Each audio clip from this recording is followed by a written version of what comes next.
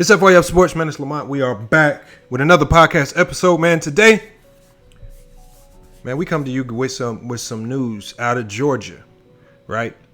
And then some of you might be asking, okay, well, ain't this a sports channel, right? We're going to talk about it because today we just going to give you guys, just a slight switch up, man. Give you guys a bit of a story time, and I'm going to tell you guys why this particular case, man, why I felt like this case, man, had a closer connection to me than I even realized. And it took one specific incident to make me realize that, man, anything can happen at any given time. But before we get started, make sure you guys like, comment, and subscribe. Hit the notification bell to the video if you haven't done so already. We grinding, man. 2022 is the year of 100K. We're going to keep dropping these videos. We're going to keep dropping these gems, right? We're going to continue to speak our mind here on FYF Sports, man. And you guys know, I want all content creators, man, everybody in the chat, man. I want to give a big salute to everybody that's been commenting on the videos. Look, because you guys have been coming into the comments doing exactly what I want you guys to do, right? Whether you agree or disagree with me, you comment my talking points, you comment other people's talking points. I'm talking about, I saw a string of messages between, some subscribers that ended up being like 200 or 300 comments long, man. That's what I want to see here, man. This is not FYF Sports Agree, man. Everybody is welcome to the channel. We don't really waste time blocking people or kicking them off, man.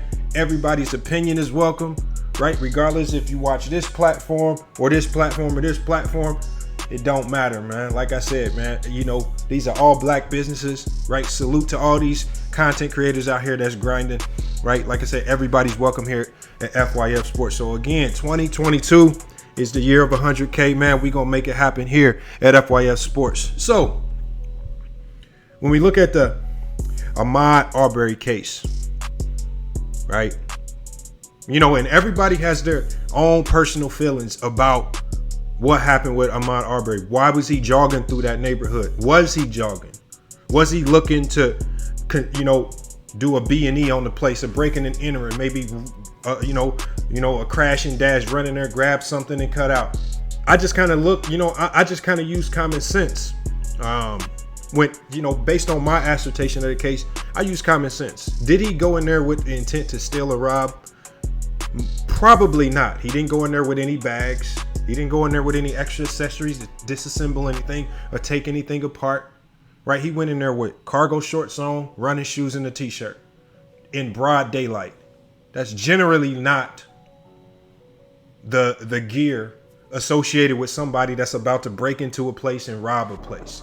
So again, the likelihood that when he wandered into that house that was under construction, the likelihood that he was there to steal something is extremely low. Now, again, you're entitled to your opinion if you believe otherwise. Again, when you look at the preponderance of evidence, there's really nothing that indicates he was there to steal.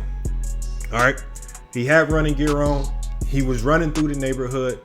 All right. And the people in that neighborhood basically thought he looked out of place. And that's why they chose to target that man. Right. Because I watched another YouTube video, and I can play that clip as I speak. Or I'll play that clip later on, or I'll play it right after this. There's actually another YouTube video where a guy did a challenge. He says, I'm going to put on my jogging gear, and I'm going to take a big screen TV, and I'm going to run through a neighborhood. You guys check out this video real quick. All right, I figured it out. I got my hat on backwards. I'm shirtless, like I'm on some episode of Cops. I'm running with the TV. Someone's going to stop me now for sure. Because if not, what was the problem with Ahmaud?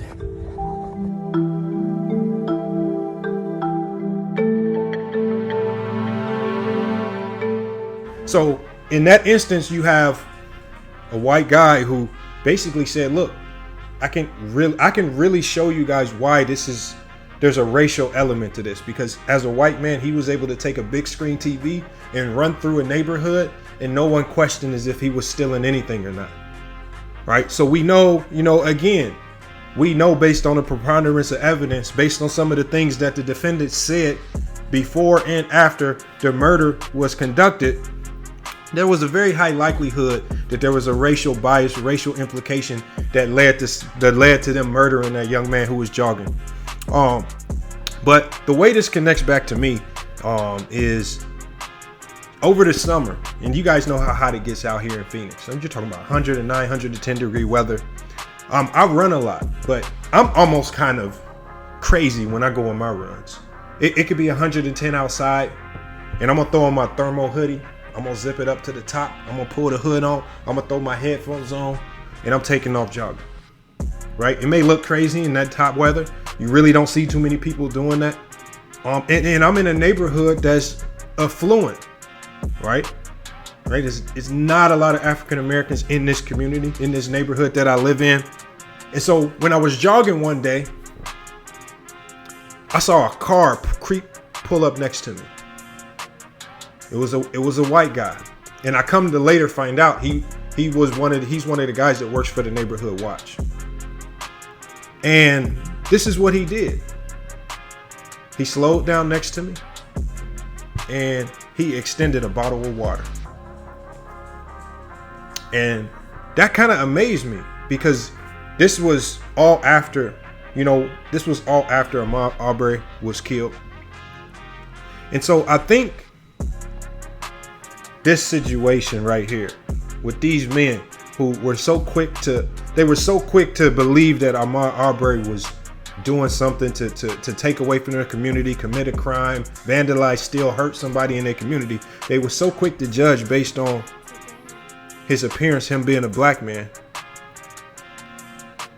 that they chose to go to the utmost extreme. Not just fight him, not subdue him. They went to the utmost extreme and decided, we have to stop this man with guns and violence and kill this man. That was the outcome.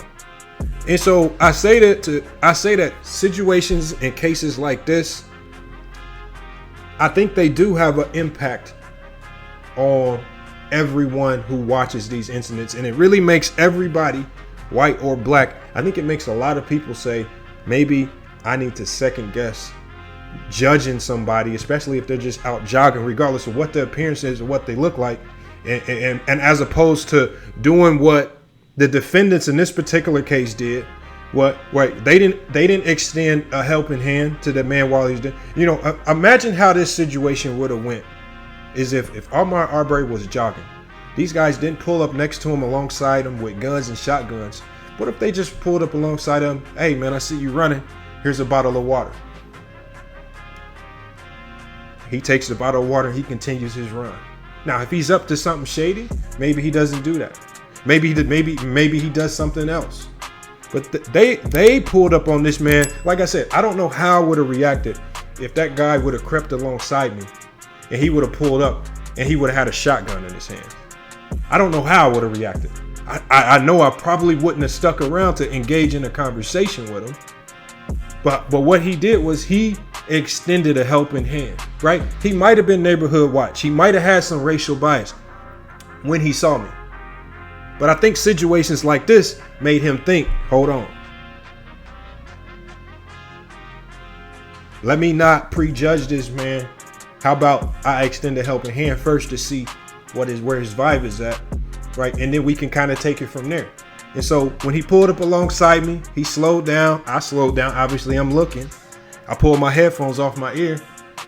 Hey, it's hot out here, man. Here's a bottle of cold water. Oh, I appreciate it, man. Take a sip of the water. He takes off about his way. I take off my way. And then I later come to find out he's the neighborhood watch. Now, as somebody who is the neighborhood watch in my neighborhood, or at least one of the people responsible for it, those are the type of people that I want watching over my community, black or white, man. You willing to extend a helping hand before you are willing to jump to the level of violence that these defendants did in this particular case, because you have already prejudged somebody, and you've already prejudged them based on crimes in your community that were committed by other white people. See, there were other white people that were committing crimes in this neighborhood in Satilla Shores, right? These are things that the defendants were aware of, and they still had the nerve to go at this man, Ahmaud Arbery, as if he was an intruder in their neighborhood and he's just jogging through. Broad daylight. No hockey mask, no ski mask, no extra bags carrying anything heavy that looks out of place. Just a guy that's jogging. The only thing that was out of place about him, that he was a black man in a white neighborhood. And so again, like I said, I'm gonna play the clip because the one thing that motivated me to do this video was I also listened to what the judge had to say to these defendants as he was sentencing them, and I think it was a very powerful statement, because you know what, when you as a judge, you sit down and you look at how this case unfolded and you really break down what happened and what led up to this man getting shot.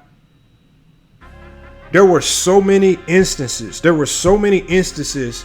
in this whole sequence of events when that man was out jogging, where these three men had the opportunity to fall back and make other choices that would not have led to his death, right?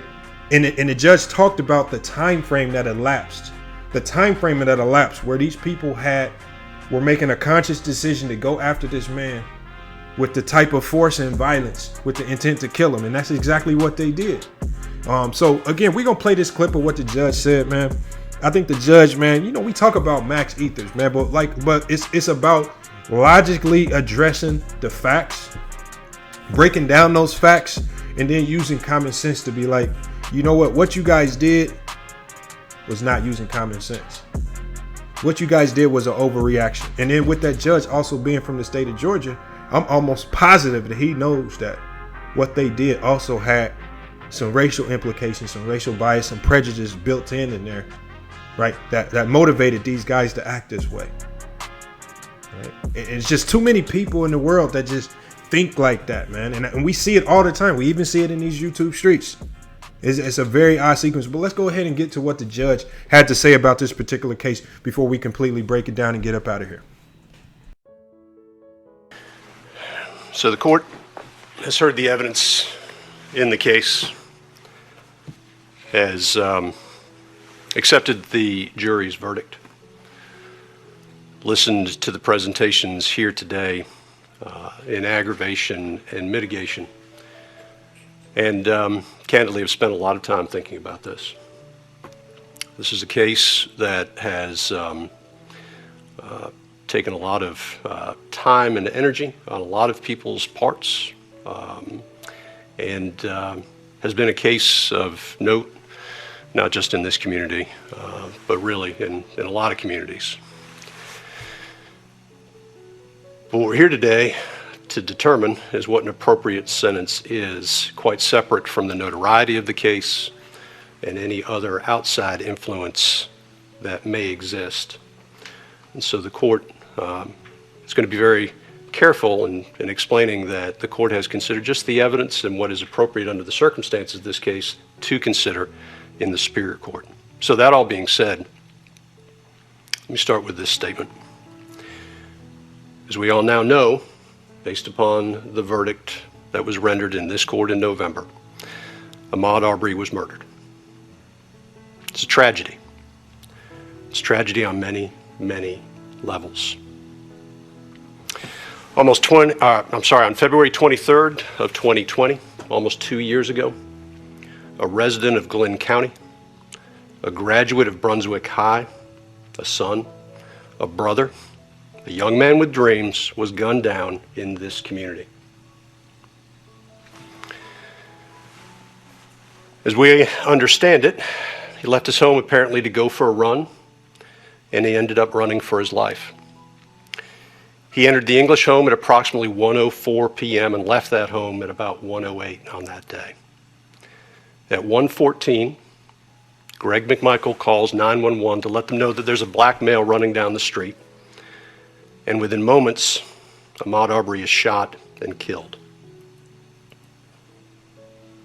The three men that are now before this court chased him in a residential neighborhood for at least 5 minutes in pickup trucks, armed with a shotgun and a .357 revolver. The state mentioned this today about the time period, but I do want to put that time period in context. And the only way I could think to do so may be a little theatrical, but I think it's appropriate. I want us to all get a concept of time. And so what I'm going to do is I'm going to sit silently for 1 minute. And that 1 minute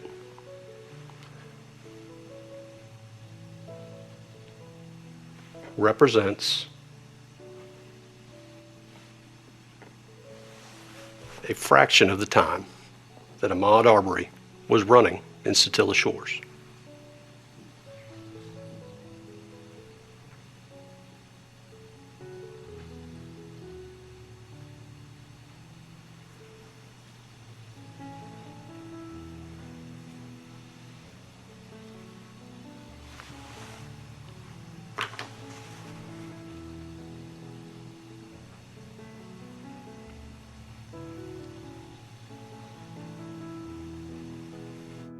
Those circumstances, including but not limited to all aspects of the crimes charged, the past criminal record or lack thereof of the defendants.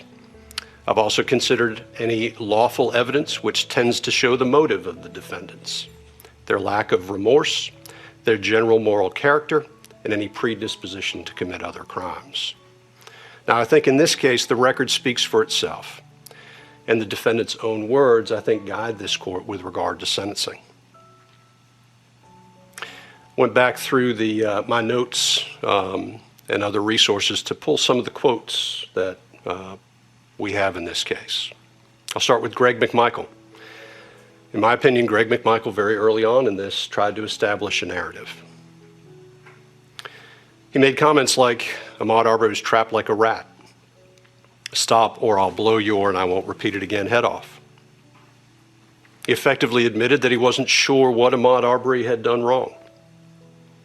Quote, I don't think the guy has actually stolen anything out there, or if he did, it was early in the process. But he keeps going back over and over again into this damn house. Again, back to the narrative. Told Travis, you have no choice. Told another individual at the side, or at the scene, this guy ain't no shuffler, this guy's an asshole. Commented that he wanted him, Ahmaud Arbery, to know that we weren't playing. If I could have gotten a shot at the guy, I would have shot him. Travis McMichael claims he was in shock. But it's interesting because he talks about his concern for his child and his own well-being. Part of this was while the victim was actually laying there in the street. Commented, this is the worst day of my life. Well, I think it's been touched on here today. There were other individuals that were impacted. I look at the video of this incident. When I say the video, I think everybody knows what we're talking about, but there was one part of it that struck me as absolutely chilling. And that is, I believe it's in the enhanced video provided by the GBI. There's a frame where I believe Ahmaud Arbery, it looks to be, if he's 20 yards out, that may be close, 30 yards out. And it's the frame of Travis McMichael lifting the shotgun to fire at Ahmaud Arbery. And you watch that with context. And when I say context, after hearing the evidence in this case, again, thinking about a young man that had been running at that point for almost 5 minutes, and it is a chilling, truly disturbing scene. And we got there because Travis McMichael's father saw Ahmaud Arbery hauling down the street and calls out, let's go. At that point, Travis McMichael, despite whatever may have been going on in his life at that time, with regard to family or otherwise, just goes, grabs a shotgun and goes because he assumes that it is the right thing to do. Ahmaud Arbery was then hunted down and shot. And he was killed because individuals here in this courtroom took the law into their own hands. Mr. Bryan, he joined in after calling out to the McMichaels. Y'all got him? Claimed he didn't know what was going on, but obviously wanted to know if this individual who was running through the neighborhood, who he didn't know, had been caught in some way. Said, quote, I figured he'd done something wrong, but I didn't know for sure.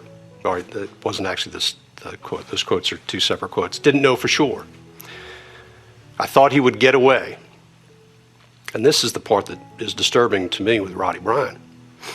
If the guy would have stopped, this would have never happened. All of these quotes give context, I think, to the video that we saw during the case. And Miss Wanda Cooper-Jones this morning made a statement that I think, when you look at these statements and you see the videos, is very true. And that is, she said, when they could not scare or intimidate him, they killed him.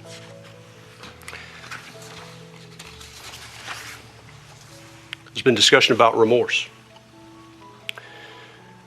And I agree with counsel that it is dangerous for defendants who have multiple prosecutions against them to make statements of remorse. But remorse isn't something that is simply a statement of regret. Remorse, I think, can be determined by looking at somebody's reaction to difficult circumstances and the reality of the situation that they're in. Again, it doesn't require an apology, and quite honestly, sometimes apologies are made simply to get past problems. Remorse is something that's felt and demonstrated. In this case, getting back to the video, again, after Ahmaud Arbery fell, the McMichaels turned their backs. It's, again, a disturbing image, and they walked away. This was a killing. It was callous, and it occurred, as far as the court is concerned, based upon the evidence, because confrontation was being sought.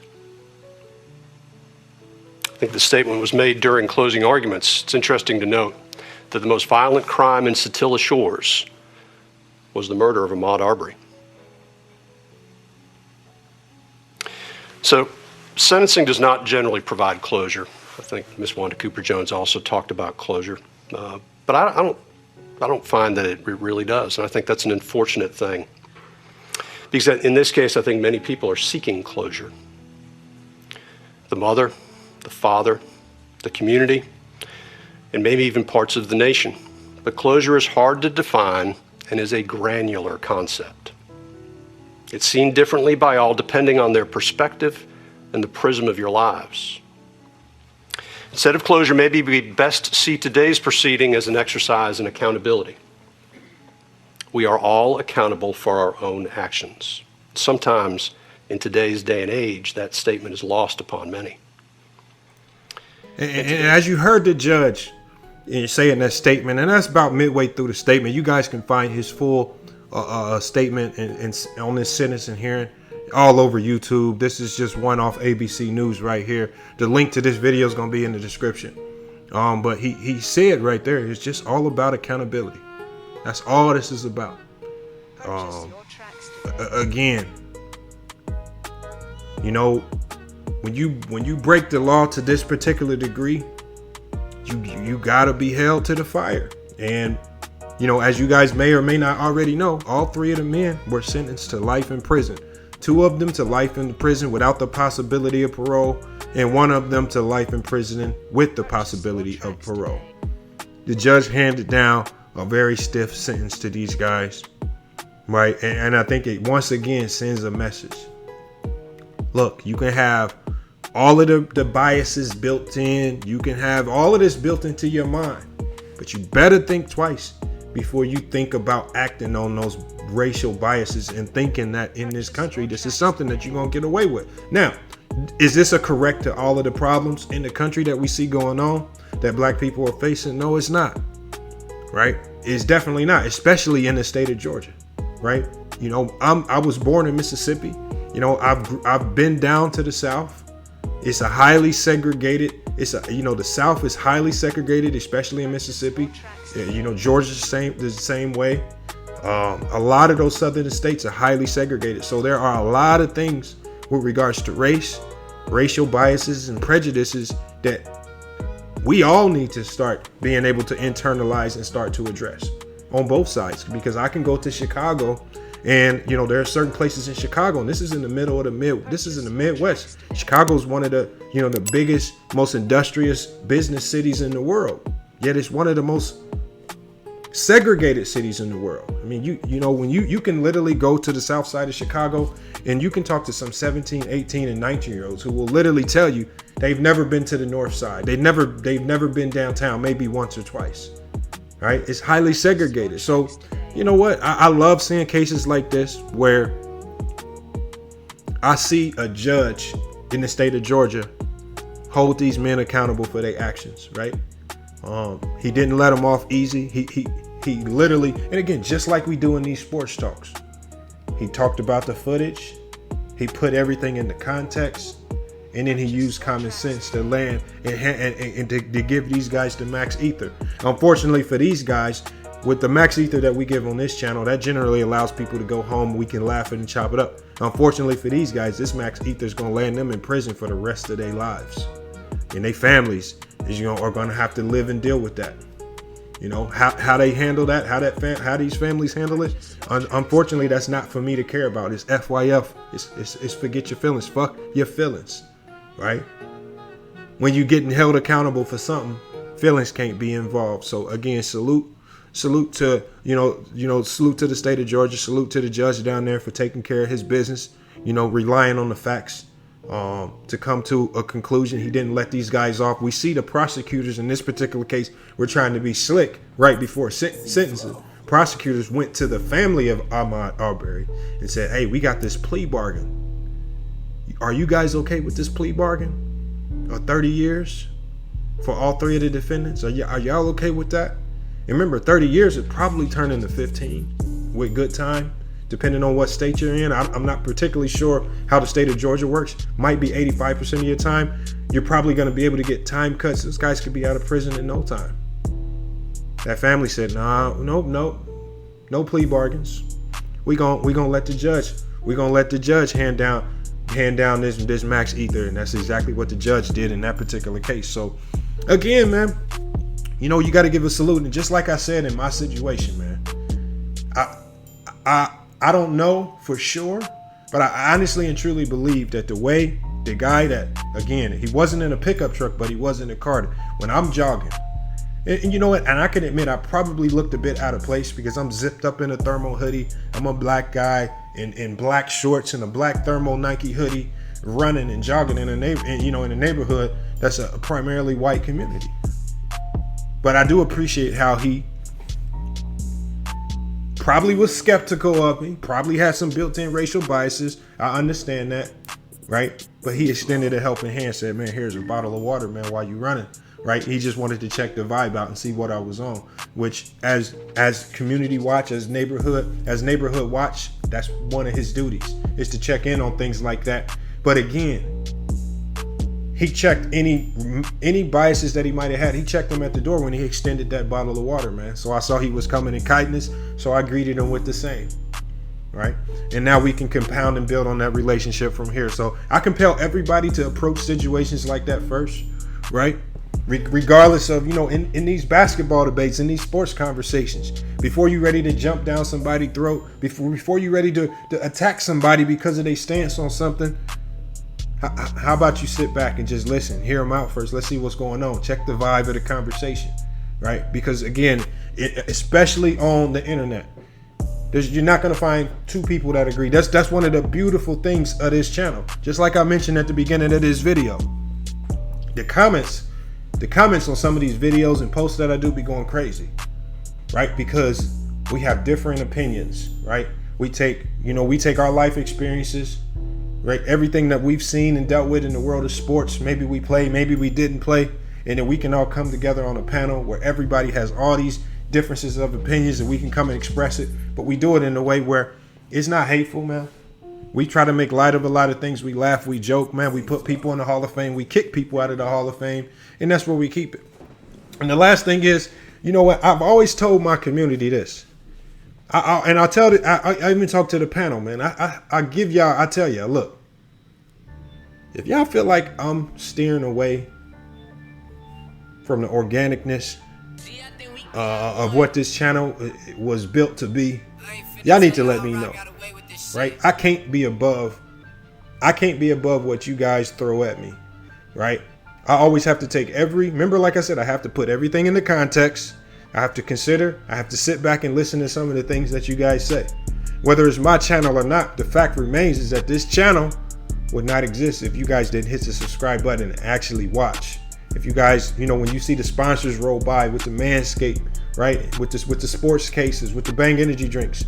If you guys didn't use those special links, man, it'd be hard for me to get paid and be able to monetize this, right? With the donations that you hit to the Cash App, it'd be hard to keep this channel going, man. If you guys, so I have to take some of the advice that you throw at me, whether it's positive or negative, I have to take it into consideration.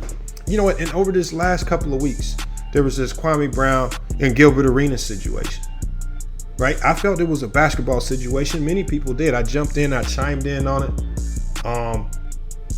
Right? A lot of people were interested. But what those videos actually did was, I think it invited a lot of people to the channel that have no care in the world about the sports. I understand what Kwame Brown has built over there, right? His following, he's built a following of a lot of older African Americans, mostly women, who don't have a care in the world for sports.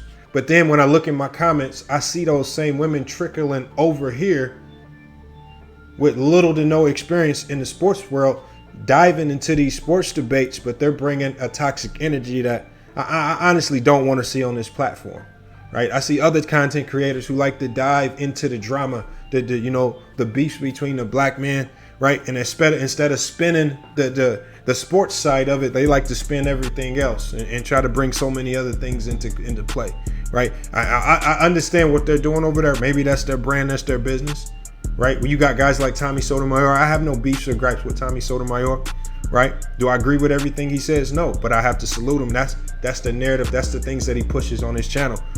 So again, I take what you guys say, and I saw a lot of comments saying, I'm tired of hearing about this Kwame Brown situation. You know, maybe the bus conversation, right? Maybe one video here or there, but it's not a relevant sports topic. He's not a person that's big enough for us to be discussing in our live streams. Like the issues that he's dealing with, whatever he got going on over there, whatever political agendas he's pushing, that don't really jive too well with what we're doing over here at FYF Sports. Everything that we build over here, and these are the comments that y'all said, it's FYF Sports and fuck your feelings, right? It's some other platforms that's just built too much so off of emotions. And it's like trying to mix oil and water. When you try to mix all the emotions from grown men and grown women with FYF Sports, it don't mix.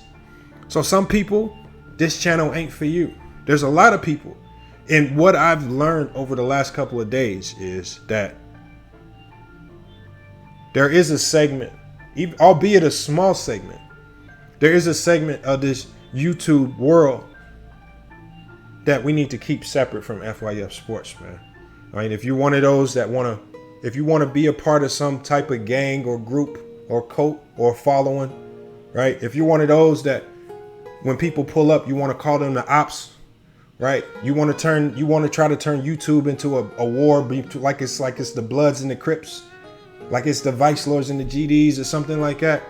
That ain't what we ain't really with all that over here. That's when you're trying to take this YouTube thing to a whole nother level. And again, that's the childness, that's the kiddish side of YouTube, when you have grown adults trying to push that narrative, and that's just not what we're trying to do over here. So again, salute to the people in the chat, man, for keeping it real with me. And I'm gonna let you guys know right out the gate. I see the comments, right? Just like the judge did with these two. I'm taking those comments, I'm putting them into context, and then now it's time for me to come up with a decision on how we're going to proceed from here. So with that being said, man, with regards to the basketball talk will never change. The sports talk will never change. The max ethers will never change. But what we're going to do is we're going to make sure we start shying away from the communities on YouTube that tend to be thriving off of emotions and not logic and common sense, right? Because this is when we got the merchandise over here, research purposes only, right? You got to come over here with your research. We just saw True the King and Ace 30 pull up in an epic debate, man. It was all about research. True the King didn't come with the proper amount of research. He even admitted as much. Not prepared, man. He got ethered, man. He lost his Hall of Fame badge, right? We got to stop trying to mix oil with water. So with that being said, it's time for us to close the book on the Kwame Brown banter. Obviously, it was fun while it lasted. It was funny. All right.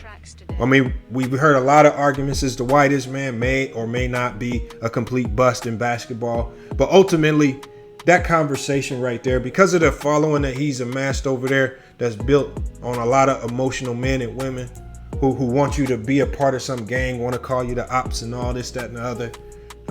You know, it's time for us to separate ourselves from that, man. His fans have been coming over here claiming that he doesn't want to talk about basketball. Again, that's oil and water. If you guys don't want to talk sports, man, maybe you guys need to go ahead and move along, man. We got to keep it moving here at FYF Sports, man, because it's these same people that like to fill the comments with all this toxic energy. These are the same people that are never willing to hit the link and pull up. Right? These are the same people that are willing to try to slander you in the comment section, you know, run around acting like they know you, but won't have a real conversation with you. So again, I respect everybody here that's been, you know, day one supporters. You've been day one supporters of FYF Sports, man. Everybody, I salute you guys, because most of you guys are willing to pull up to the live panel. You pull up the live streams, you give comments, man. Right? When you disagree, you put context behind your logic. Sometimes you do, sometimes you don't. It depends on how we break it down. But again, it's time to switch the energy over here. We're going to keep the energy thriving. We're going to keep that positive tone over here. Remember, everybody's welcome over here. Right? It don't matter whether you go watch a Wheezy Bang. Don't matter whether you watch Mookie Jones, Ticket TV, any sports channel over here. Everybody's welcome over here. Now, what they do on their platforms, that's on them. Right? But it's too many people running around thinking that this YouTube thing is based off hate, and we have to select a segment to be a part of, and you can't mess with other people over here. That's just not what we do over here at FYF Sports. That's the childish side. Those are the things that will keep you broke, trying to push that narrative. We ain't trying that. We push prosperity. We pushing financial literacy. Y'all know all of the things that we talk about over here at FYF Sports. So the biggest salute today, man, has to go to the supporters, man. The supporters of FYF Sports, man, because like I asked y'all to do with me all the time, we got people like BG, right? We got people like BG in the chat, always keeping it real with me, leaving comments that I have to think about it. You got Mingled Jester, right? We go at it all the time on these sports talks, but you know what? They always try to keep it real. This is why people say, why is BG a mod? This is one of the reasons why BG is a mod. The fact is, right? Because this is one of the reasons why Antisocial is in the Hall of Fame. Antisocial ain't got a problem with telling me this shit's stupid. Get off that shit. This is the reason why we got Elder Rufus, man, on the channel. Right? So the diversity of types of people we bring over here, the fact that people were able to keep it real, man, and come at, and you know, and are even able to check me, right? I have to be humble, man. I have to be humble. Consider what you guys are saying and make the necessary changes to keep this going, because FYF Sports, man, we started this in May of 2020, y'all. May of 2020, and I've seen a lot of channels created since May of 2020 that ain't even went past 1,000 to 2,000 subs. All right, we at 30K. We done thrived through all the madness, through all the BS, through all the fake exposed, through all the fake beefs, through all the fake content creators trying to throw shots, through all the fake content creators and all the fake YouTubers trying to turn us into groups and turn it into Crips and Blood battles. Man, FYF Sports, man, is still standing at the top, man. Y'all see it in the intro of the video, man. The number 3 ranked sports podcast coming soon, coming in 2022. Y'all saw it, man. The articles are out there. The articles are written, man.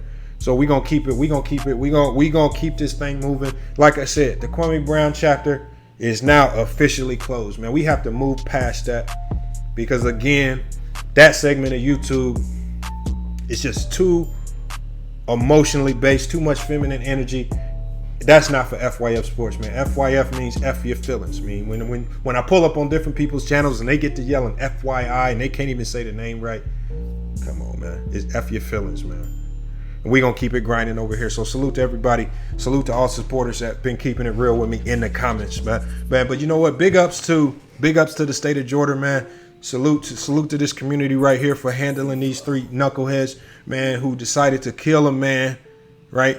Because they wanted to prejudge him based on his skin color, and now these dudes have been given in the max ether in their own right, and they're gonna be sitting in a jail cell for a long time contemplating what they did, right? They're gonna be sitting in a jail cell, and not just sitting in a jail cell. I mean, imagine knowing you did what you did, and you have to go sit in a prison in Georgia for the rest of your life. Your prison time ain't gonna go too smoothly. So these guys got a rough, I mean, this is like a new life form, right? The world that they about to enter into right now is going to be a completely new world of politics, game coaching, all these things. And their lives are going to be completely flipped upside down. And they're going to have to sit in a prison cell for the rest of their life thinking about this one decision that they made. It emotionally charged. Remember, what they did was an emotionally charged thing. It was driven by emotions. They didn't use any facts. They didn't use any logic. And they allowed that feminine energy, those emotions, to drive them into doing something stupid. Right? Lucky for me here at FYF Sports, man, I got a community over here, man. When I get to doing that stupid stuff, man. Hey, Lamont, stop. Stupid stuff, man. BG, man, be hitting me with the gems. Lamont, man, come on, man. Let's get back on point. Mingle Jester, man, be throwing them in it. Come on, Lamont, let's get back to it. Antisocial, man. Straight Elder Rufus, they all be coming with. So I gotta respect my community, man. I gotta, even the Tiffany Nez and the Natalie's, man, One Cool Peas. Everybody been keeping me. Everybody's keeping me humble, man. And this is one of the reasons why FYF Sports is gonna continue to thrive. Hey, but it's FYF Sports, man. Another great podcast episode. Make sure you guys comment below. I want you guys to let me know, what are your thoughts on this particular sentencing? Right? We saw that a lot of the charges were vacated because I think the sentences would have collided with that life sentence. So I'm not for sure why. You guys can do your research into that. But all three of the defendants is life in jail. Only one with the possibility of parole, which he looks pretty old. So I don't even know if he even make it to that parole hearing intact. So you guys comment below. Let me know what you think about this particular hearing. What are your thoughts on it, man? What can we do, man? What can we do to look? Where's the solutions to this? Where are the solutions, right? We're gonna have a live stream tomorrow night. We got to talk about, in situations like this, where are the solutions? We can't tell black men to stop jogging, right? There are issues, especially in the South, even in the Midwest and all over the countries, with the racial biases, the prejudices that we see. Where did the solutions start? I think that's something that nobody's talking about. We hear a lot of people complaining about it, but here at FYF Sports, man, we gotta look at everything that's laid out in front of us. We have to figure out, what are the solutions to this. I'm talking about feasible solutions, whether it's political, whether it's social, whether it's economical.